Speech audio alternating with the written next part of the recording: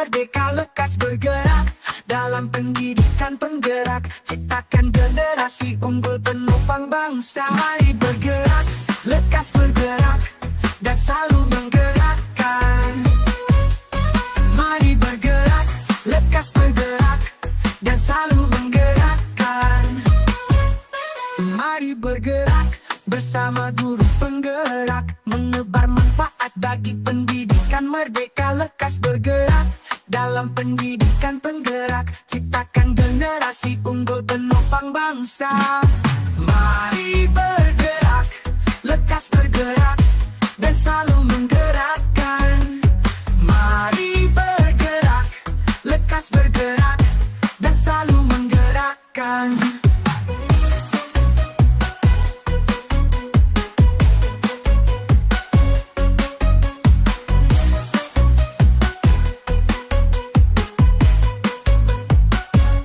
Mari bergerak bersama guru penggerak, menebar manfaat bagi pendidikan merdeka lekas bergerak.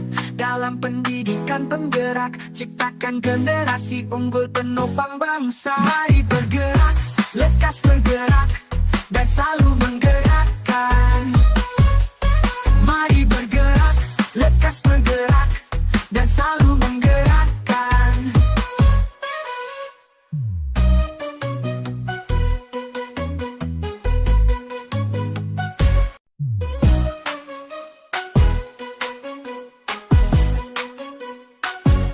Mari bergerak bersama guru penggerak, menebar manfaat bagi pendidikan merdeka lekas bergerak.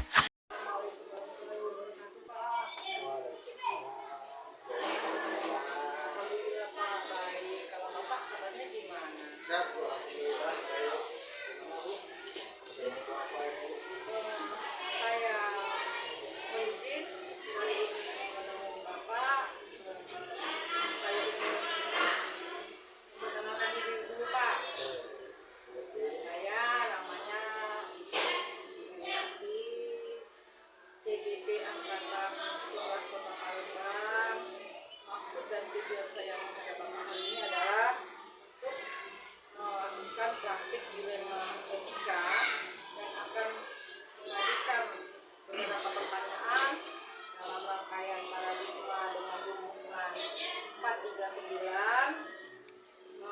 Dengan rangkaian tersebut saya ingin menggali lebih dalam lagi tentang dilema etika. Yang dimaksud 439 itu adalah paradigma pengambilan keputusan, 3 prinsip pengambilan keputusan, dan 9 langkah pengambilan pengujian keputusan dalam dilema etika. Begitu.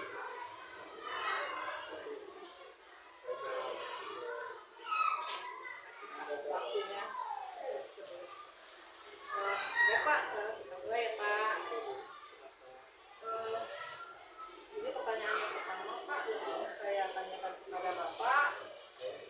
Selama ini bagaimana Bapak mengidentifikasikan kasus-kasus yang merupakan dilema etika atau rujukan moral?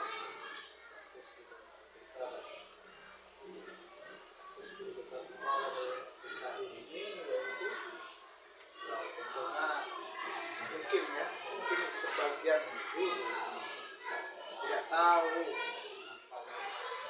hasil bahan ini,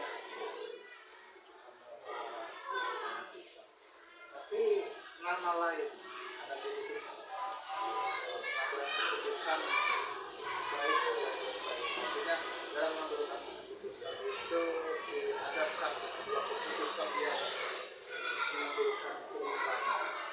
Satu harus dua masalah, dua yang ambil keputusan, yang keputusan salah satunya harus diambil tapi yang terbaik, sama-sama baik tapi yang terbaik.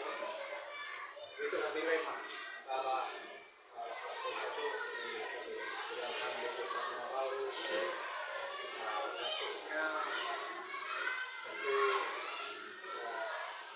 kita ngambil keputusan, namun kita juga dihadapkan terhadap keputusan yang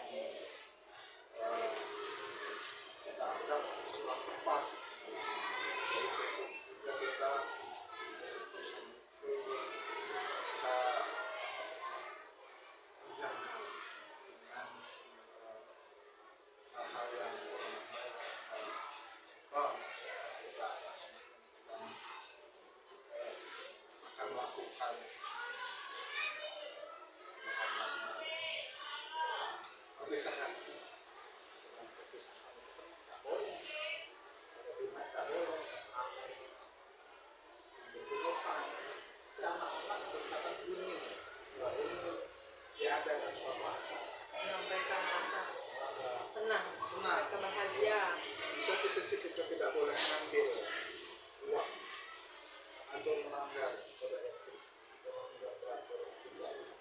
Tapi anak-anak juga ingin diberikan kesungguhan dan keluaran untuk menyampaikan pesan-pesan yang kita ada Sebenarnya dia mengekspresikan ya. kebahagiaan siswa kita dalam bentuk seperti itu. Ya, jadi kita harus bisa mengambil keputusan walaupun kita dianggap salah, namun kita juga bisa memilih suatu acara yang tidak harus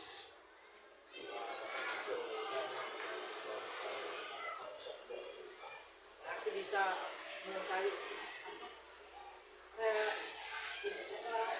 alternatif yang lain selain dalam mengambil atau memberikan keputusan yang terkatakan tadi. Kemudian juga kayak kemarin kita sama Ricci itu tidak masuk sekolah. Iya betul Pak. Sedangkan dia harus ujian. Ya, ujian. Kalau kita biarkan Ricci tidak ujian, Ricci akan tidak lulus.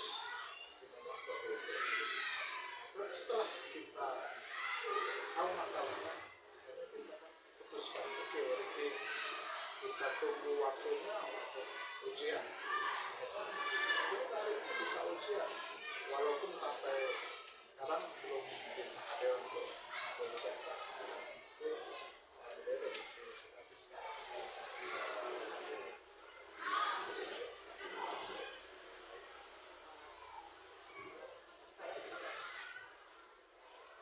Inspirasi Pak. Saya karena kalau kita lihat dari persoalan tadi banyak sekali tantangannya. Tapi ya sebagai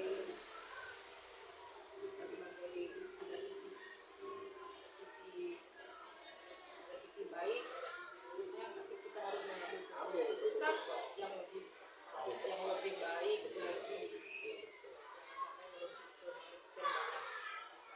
kayak gitu ya Pak. Kalau saya ambil dari Betul. Jadi berada keputusan. Memang seperti kayak dulunya Iya. kita kayak salah kayak gitu. Tapi kita ada kesempatan kedua. Anak ini kan nantinya akan melanjutkan sekolah. Jadi kita kasih kesempatan. Dan jangan lupa prosedurnya. Koordinasi dengan dinas, ya kan? Ada keputusan untuk mengikutkan ujian ujian kan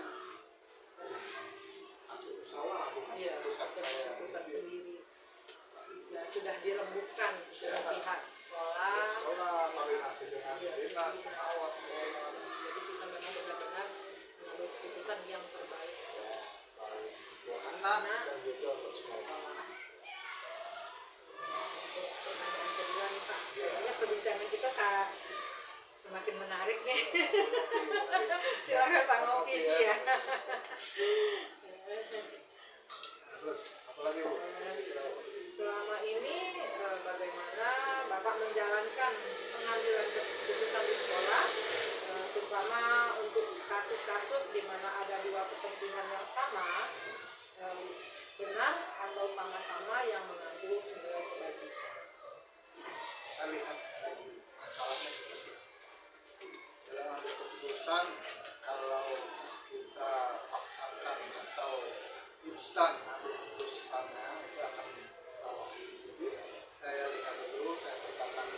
mana yang kira-kira lebih baik, lebih ada manfaatnya. Ya, tadi misalkan uji tidak usah ikut ujian, nanti dia putus sekolah. Tapi kalau kita berikan dia kesempatan untuk ujian, mungkin dia atau memang itu ada nasib depannya. Dia punya ijazah, dia bisa melanjutkan sekolah. Kita lihat aja, kita kerja aja sekarang minimal sekolah itu memang amat sulit. Kalau dia punya bekal itu, ya, memang ijazah itu menunjukkan bukan itu. Tapi itulah bukti kita sekolah. Ijazah itu bukti kita sekolah. Untuk masalah belajarnya itu bisa belajar pun. Ya, untuk legalitas, belajar. Kita punya identitas kalau kita pergi sekolah. Ijazah. Kita diterima bekerja kalau di negara kita masih butuh ijazah. Belum membutuhkan skill nanti uang ijazah baru skill baru dibagi sebenarnya dia bisa dapatkan. Jadi kita pilih dulu masalahnya apa, kebermanfaatannya seperti apa, lebih baikkan atau lebih untuk sekolah dan untuk sampai keputusan salah. Salah. Kalau disalahkan, anak juga bisa dilakukan. Jadi intinya Azas manfaat. iya, asas manfaat yang selalu berpihak pada siswa dalam Sesuai kebutuhan apa yang salah. Ada siswa. siswa. Walaupun siswanya yang ada salah. Tapi walaupun misalnya kadang-kadang salah sebagai guru, ya kita harus bisa apa ya, menahan emosi juga Pak, melakukan KSP itu di dalam kegiatan pembelajaran. Karena butuh apa? Iya, dalam proses itu tidak instan. Kita tidak bisa, kita berharap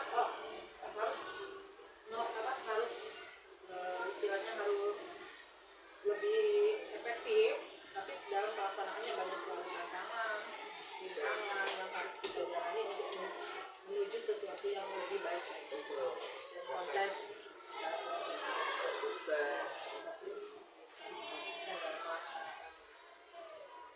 Pak, untuk pertanyaan yang ketiga nih Pak, langkah dan prosedur seperti apa yang biasa Bapak lakukan selama ini?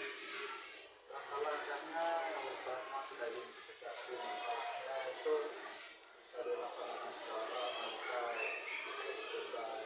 Kemudian besar atau kecil masalah tersebut, siapa saja yang terlibat, bagaimana teknik atau cara mengatasinya. Kemudian apabila ini kita publikasi kira-kira anak ini seperti apa, ya.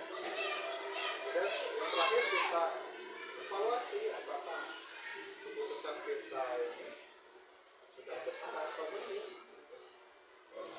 Yang jelas kita evaluasi, kita katakan salah seperti apa, besar atau kecilnya, kita tentukan bagaimana mengatasinya, kemudian siapa saja yang harus kita libatkan untuk kemudian kita ujikan apakah keputusan kita ini pro kontra atau tidak.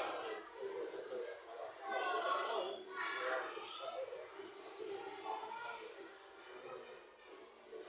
biasa perbuatan biasa.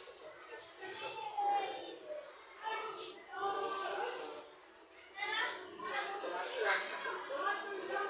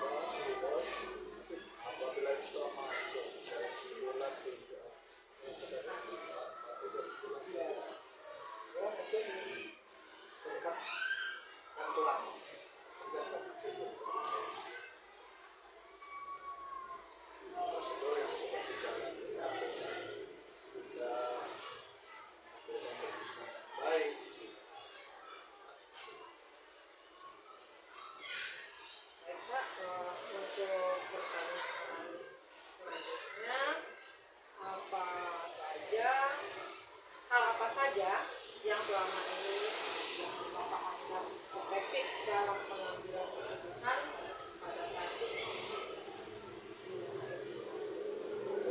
efektif itu bentuknya bekerja sama dalam keputusan kita itu tidak boleh gegabah, tidak boleh terburu-buru, harus berkoordinasi, harus tahu masalah dulu seperti apa akar masalah, tahu duduk persoalannya seperti apa, baru kita berpikir bagaimana cara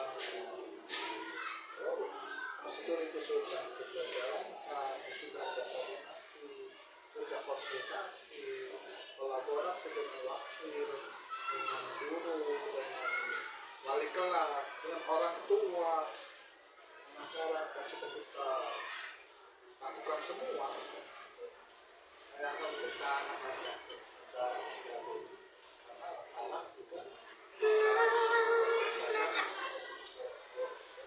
baik masalah karena kita harus koordinasi dengan masyarakat. Insya Allah di tanah kita nantinya akan ada sesi pemikiran bersama warga.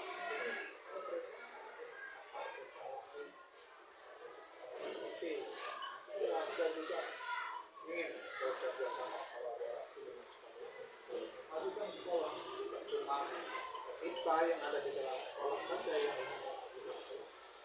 Semua aspek cukup bangga dengan sekolah ini karena untuk warga di situ belajar untuk bisa semua aset bagi sekolah ini nantinya baik tentunya ada kebanggaan warga selain kita yang ada di dalam semua pihak ajak kontribusi untuk memajukan sekolah, untuk mengambil keputusan tergantung juga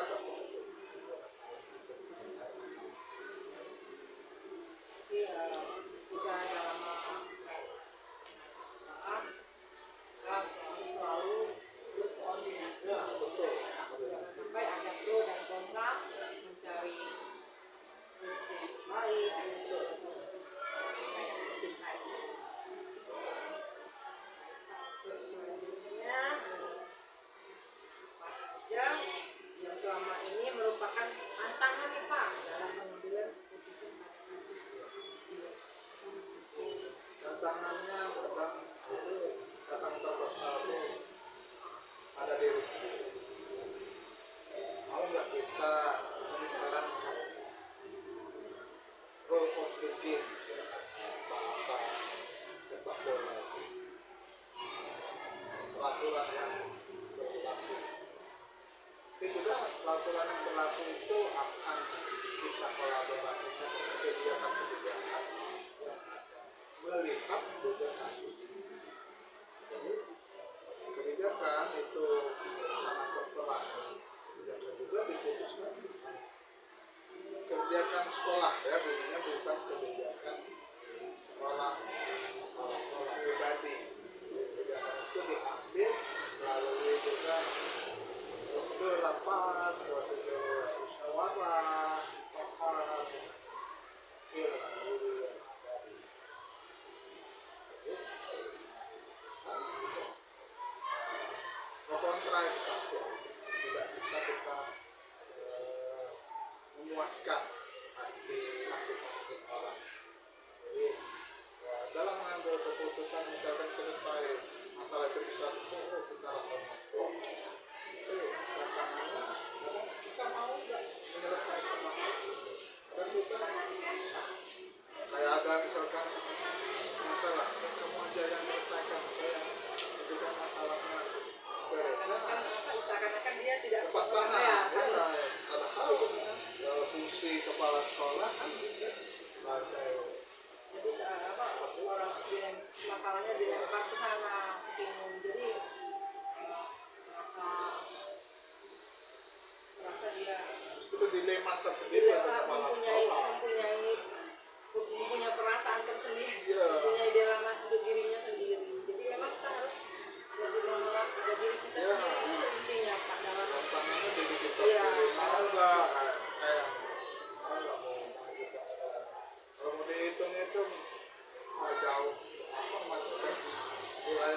sebetulnya. seperti itu. Tapi Ada nilai baik atau nilai yang ingin saya tanamkan di sini, bagikan di sini dari anak itu tujuan juga.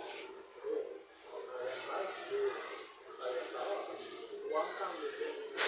Tangannya rekan-rekan mau atau tidak, tidak diajak menerima kadang tidak. Lagi-lagi butuh saya butuh waktu untuk kerjasama. itu tadi jadi intinya tetap butuh proses, butuh waktu, butuh kerjasama, dibungkus lagi dalam suatu tim. Maka kita akan selalu kompak. Yang saya tangkap. Kalau salah dikoreksi loh Pak. Masih belum. Untuk pertanyaan selanjutnya nih Pak, kayaknya masih ada 3 pertanyaan lagi buat Bapak. Nanti lagi boleh tak? Boleh Pak, silakan ngopinya. Ya. Silakan ngopinya. Belum pasang. Apakah Bapak memiliki sebuah tata kala atau jadwal tertentu dalam sebuah penyelesaian kasus dilema etika tersebut? Dan apakah Bapak langsung menyelesaikannya di tempat atau memiliki sebuah jadwal untuk menyelesaikannya? Bentuk dan prosedurnya itu seperti apa yang Jadwal ya, jadwal itu tentatif.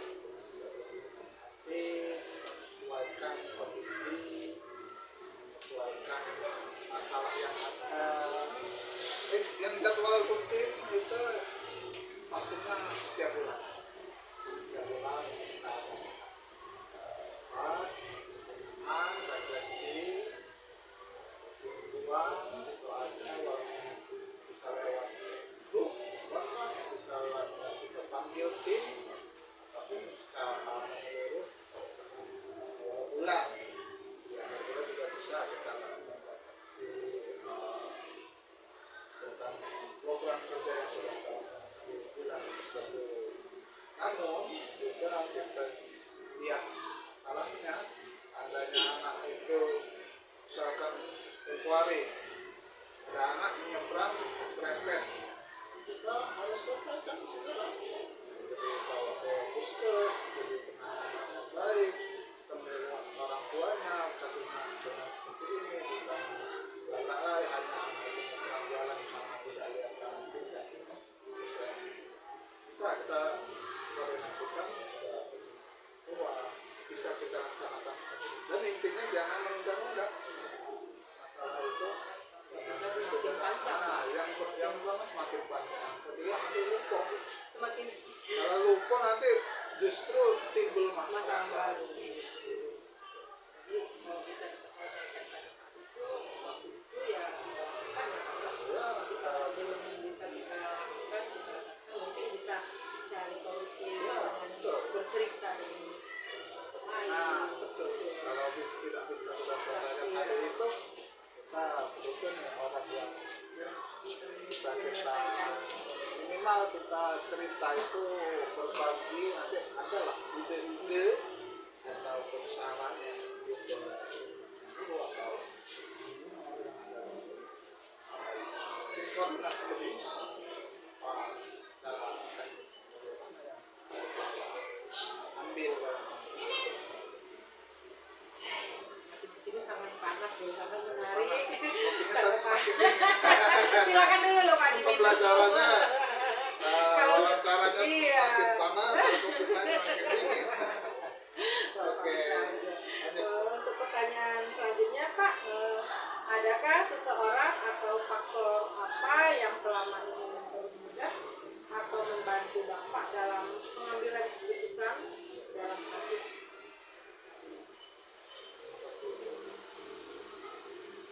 Siapa saja membantu. Kembali lagi kita lihat ya kan kita identifikasi dulu kasusnya seperti ini, besar, apa, sulit atau sedang atau ringan. Kita dari dari kasus itu kita bisa lihat terus siapa saja yang akan kita minta bantuan, kita ajak untuk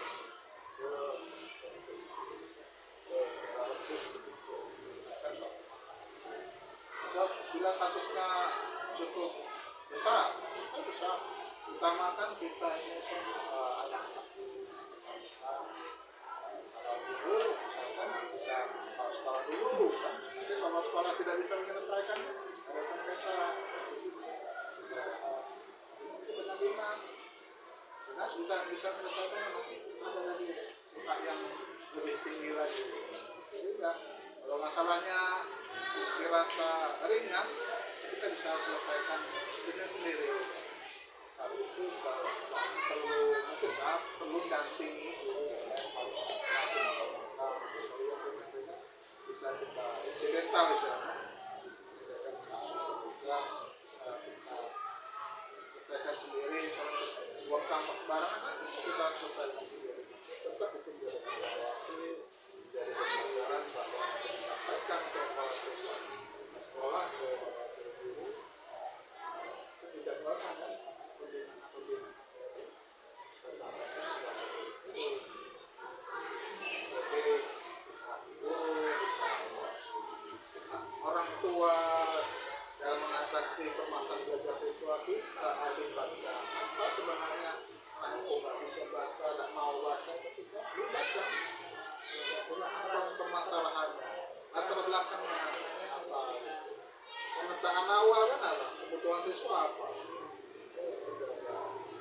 kesadarannya seperti apa, wali kelasnya sudah berperan apa belum, guru tiketnya kita libatkan semua, wakil-wakil sesepuh atau yang senior terlibatkan, tergantung kasusnya.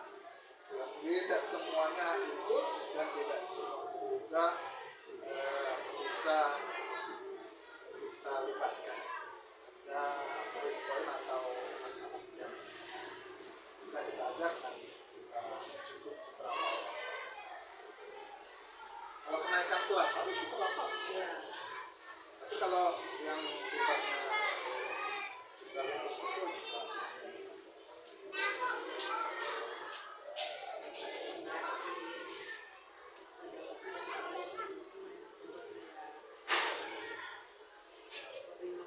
Untuk diri saya sendiri terutama.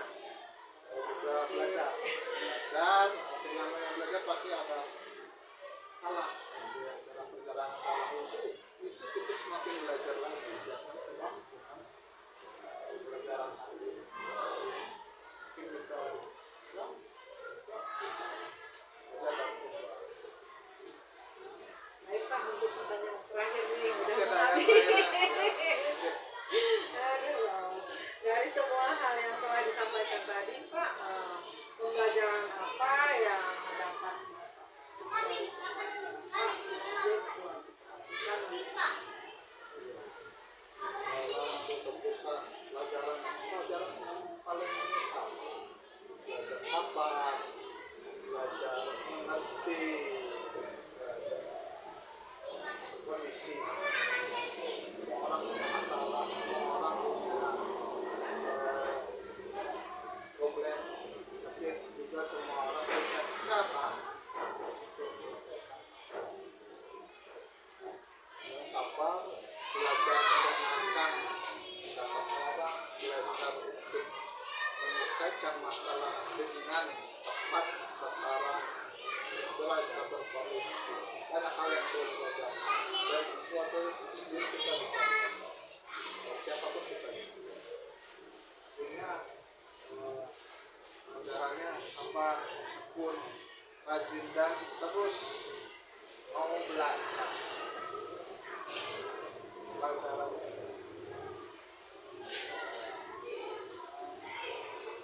Terus yang berikutnya mungkin hari ini nanti mengambil keputusan sama ke depan ada kasus lagi belum selesai.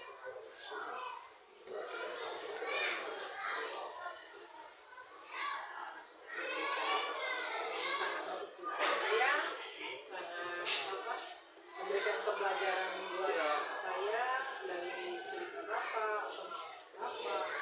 Semoga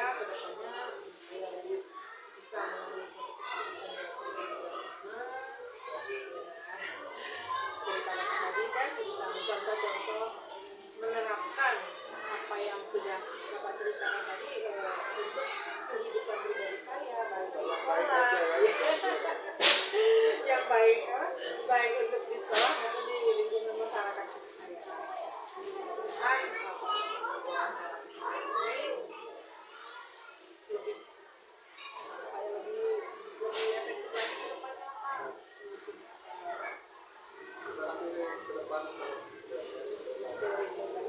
lebih konsisten lagi kita melakukan dan melaksanakannya ya Pak ya. harus koordinasi. Iya. Jadi kita lebih melesat lagi. Melesat. Ya, melesat. Karena moto kita melesat, jadi ya kita harus lebih konsisten dalam melaksanakan moto sekolah kita tersebut. Terima kasih Pak atas waktunya. Sama Bu Eti Tidak mengganggu berbagi sama biasa udah saling berbagi untuk terus belajar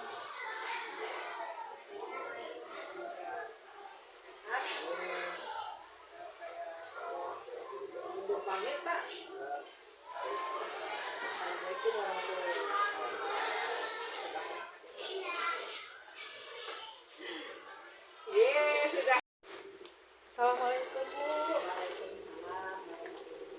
Apa kabar Bu? Alhamdulillah, hari ini saya bisa berkesempatan untuk bertemu sama Ibu. Semoga hari ini bisa memberikan masukan pembelajaran kepada saya. Sebelumnya Bu, perkenalkan nama saya Evi Endriati dari SD Negeri 150 Palembang, CGP Angkatan 11 Kota Palembang. Selamat datang untuk Ibu Evi ya, SD 50. Terima kasih. Sambutannya sangat hangat sekali. Iya. Nah, kedatangan saya hari ini Bu ingin mewawancarai Ibu. Saya minta waktunya sebentar. Masalah etika dilema Bu yang pengambilan keputusan itu yang menggunakan rumus 439. Saya mohon waktunya agar dipercepat diperjelaskan kepada saya. Berusaha untuk menjawab permasalahan atau pertanyaan dari Bu Evi. Terima kasih. Santai aja ya Bu ya. Baik Bu, iya. Untuk pertanyaan pertama nih Bu, selama ini bagaimana Ibu dapat mengidentifikasikan kasus-kasus yang merupakan dilema etika atau rujukan moral? Dalam mengidentifikasi permasalahan yang lebih pada dilema etika dan rujukan moral dengan dalam mempelajari kemudian menyimpulkan suatu permasalahan yang mana kesimpulan daripada permasalahan tersebut dapat kita jadikan bahan untuk melakukan tindak lanjut di dalam pengambilan suatu keputusan suatu permasalahan untuk mengetahui suatu permasalahan yang merujuk pada dilema etika. Kalau dilema etika itu merujuk pada benar dan menempatkan pada seseorang pada posisi yang sulit dengan memutuskan yang ini benar yang untuk rujukan moral untuk menempatkan seseorang yang memiliki permasalahan pada posisi benar dan salah. Jadi sama-sama agak berat menentukan daripada Berarti pada kasus ini memang kita sangat sulit ya Bu ya, antara dilema dengan rujukan moral. Jadi kita harus benar-benar pada posisi yang tepat. Baik Bu, terima kasih. Untuk pertanyaan kedua nih Bu, selama ini bagaimana Ibu menjalankan pengambilan keputusan di sekolah, terutama untuk kasus-kasus di mana ada dua kepentingan yang sama, benar atau sama-sama mengandung nilai. di dalam mengambil suatu keputusan dan permasalahan dilema etika maupun rujukan moral, tentunya kita melakukan kerjasama atau kolaborasi dengan pihak-pihak yang terkait dalam permasalahan tersebut. Lalu di sekolah ini kan ada guru, ada wakil kepala sekolah, ada komite, ada wali siswa. Nah, semuanya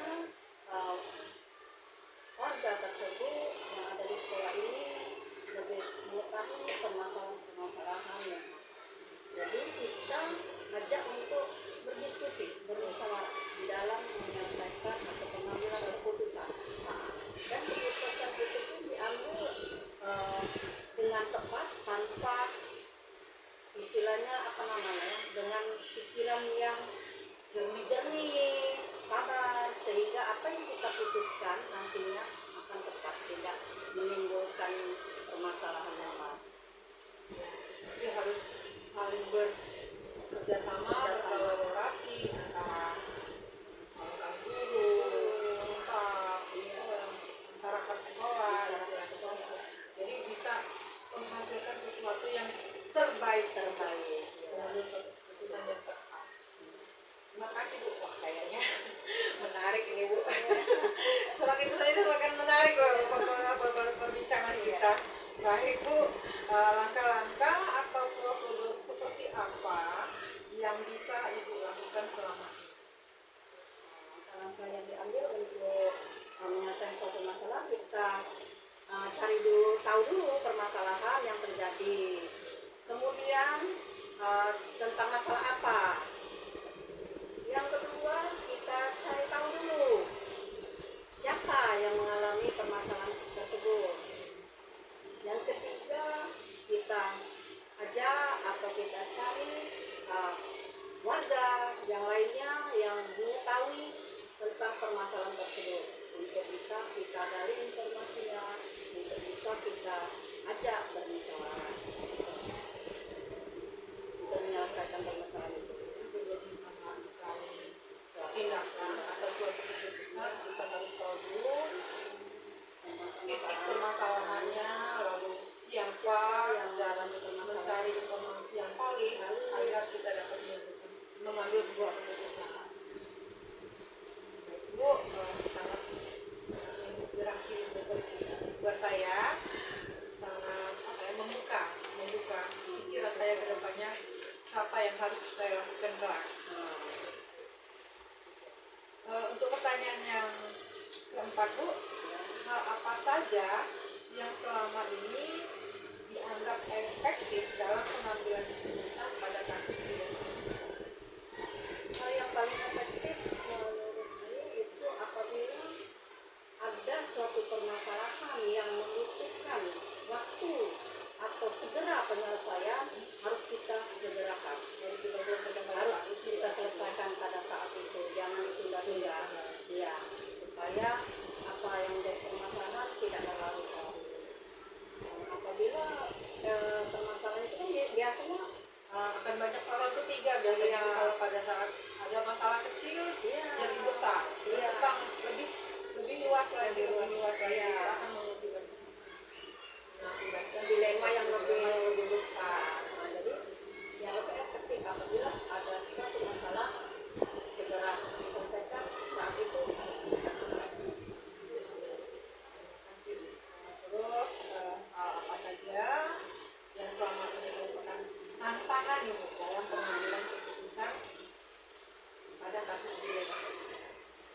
Yang menjadi tantangan itu karena kita itu harus setiap hari atau setiap saat mencari atau mencari tahu, mendata permasalahan yang timbul, baik disengaja maupun tidak disengaja.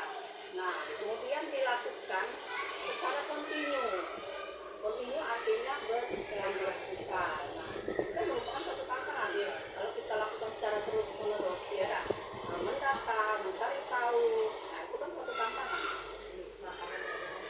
Besar sekali. Iya, Untuk melaksanakan itu ya kita harus benar-benar sabar Iya, mengambil suatu keputusan yang tepat. Kita harus benar-benar mendekatkan diri kita pada saat kita memang full.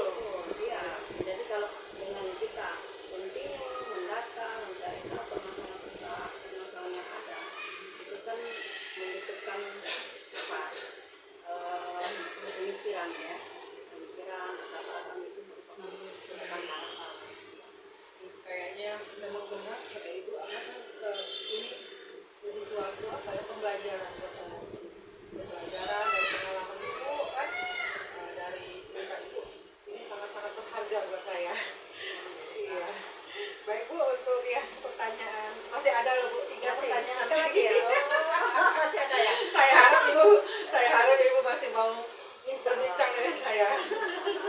Baik Bu, yang ini yang selanjutnya, apakah Ibu memiliki sebuah tata cara atau jadwal tertentu dalam suatu penyelesaian kasus atau sebuah jadwal untuk menyelesaikannya, bentuk dan prosedurnya itu seperti apa? Sebenarnya kalau untuk dijadwalkan secara khusus nih untuk ini enggak sebenarnya. Dan lagi misalnya memang perlu dijadwalkan permasalahan itu tidak perlu disegerakan. Mungkin penundaannya ke besok, tapi dengan jalan itu tadi musyawarah. Nah, balik ke musyawarah tadi, mengajak Iya, menyelesaikannya. permasalahan yang bisa kita Iya, pecahkan bersama. mencari informasi pihak-pihak yang lebih mengetahui. Dan apabila ada permasalahan di saat itu yang harus diselesaikan, ya disegerakan diselesaikan, tidak perlu dijadwalkan. Ya. Jadi memang harus ada tempat-tempatnya, Iya. di mana permasalahan itu harus Iya, harus diselesaikan segera atau dan diselesaikan. terjadwal. Iya, seperti itu. Baik Bu, untuk yang selanjutnya, adakah seorang atau faktor apa yang selama ini mempermudah atau membantu Ibu dalam pengambilan keputusan pada kasus dilema? Faktor-faktor yang mempermudah itu sebenarnya banyak yang kita dapatkan dari ide-ide, karena ide-ide itu tidak muncul hanya dari kepala sekolah, tetapi warga sekolah, guru, mungkin komite, mungkin wali siswa, semuanya punya masukan atau punya ide-ide, informasi yang bisa kita jadikan sebagai acuan untuk menyelesaikan suatu masalah. Dan ide-ide ini kan kita bisa koordinasikan, kita musyawarahkan di dalam kita akan mengambil suatu keputusan. Nah, jadi dengan adanya musyawarah, kolaborasi, ide-ide yang masuk, informasi yang masuk tentang suatu permasalahan akan lebih mempermudah kita menyelesaikan. Jadi rasa ide-ide kan Melibatkan seluruh, ya, untuk menampung ide, menampung informasi data yang kita perlukan. kita perlukan. Iya. Kayaknya sangat menarik Bu. saya belum sampai ke sana, tapi pengalaman Ibu memang benar-benar luar biasa untuk mengambil suatu keputusan yang memang benar-benar dilema. Memang banyak dilema Bu dalam hidup ini, bukan hanya di dalam lingkungan sekolah, lingkungan keluarga kita juga harus mempunyai Dilema-dilema itu kan sendiri. kadang-kadang spontanitas. Iya, betul. Jadi kita harus tanggap cepat. Yang mana yang harus lebih cepat selesai? Kita dahulukan, Iya, kita selesaikan. Iya. Baik Bu, ini kayaknya untuk pertanyaan terakhir nih Bu.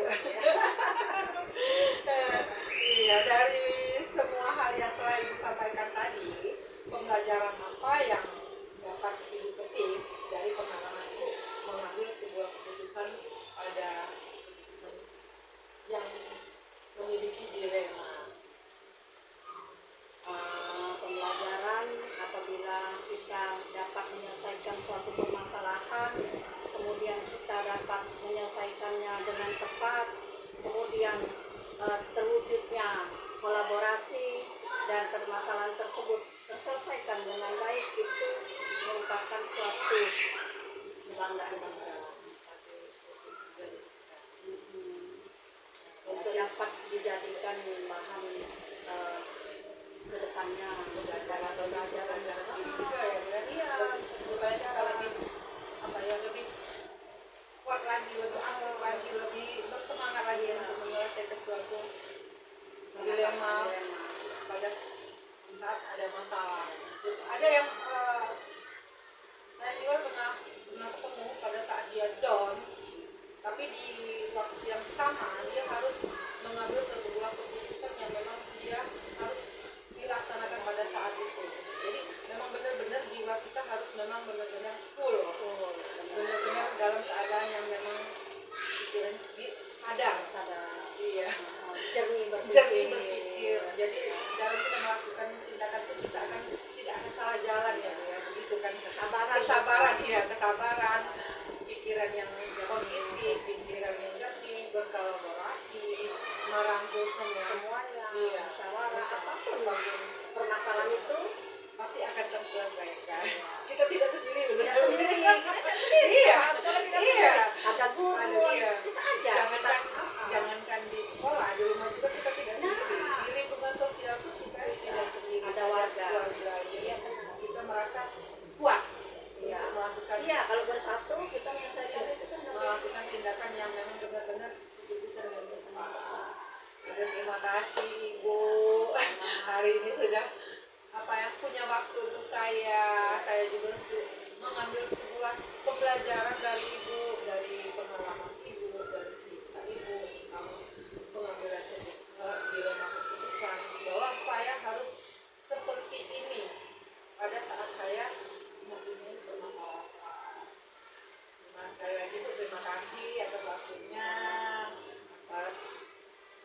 doakan Ibu dan menginspirasi saya untuk kedepannya lebih maju lagi dan juga bisa membuat pembelajaran untuk diri saya sendiri yang terutama Bu, belum keluar masih untuk diri sendiri. Iya. Oke Bu, sampai di sini semoga Ibu selalu sehat, selalu bahagia, tetap semangat, tetap apa ya, berdedikasi untuk memajukan sekolah. Semoga